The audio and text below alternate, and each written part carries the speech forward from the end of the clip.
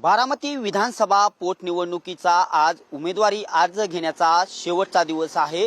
आपण बारामतीमधील जे प्रशासकीय भवन आहे येथेच आज उमेदवारी अर्ज भरले जातात आणि माघार घेतला तिथे आहोत। आपण पाहू शकता की आज उमेदवारी अर्ज घेण्याचा शेवटचा दिवस आहे, मात्र अजून देखील 47 उमेदवार हे यांचे अर्ज आहेत।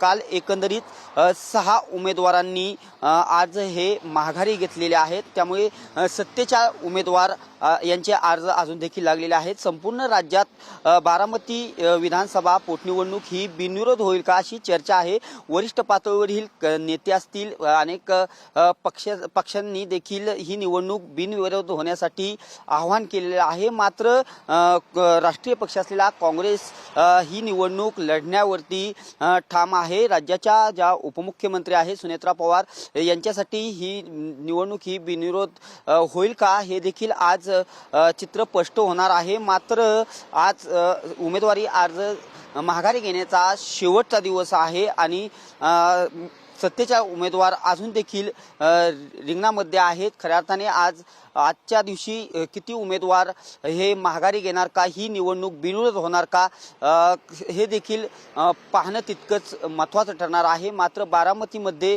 उमेदवारी अर्ज माघारी घेण्याचा शेवटचा दिवस असल्याने मोठ्या घडामोडींना वेग आलेला पाहावयास मिळत आहे। कॅमेरा पर्सन विकी चव्हाण सह मी दीपक कापरे, TV9 मराठी, बारामती।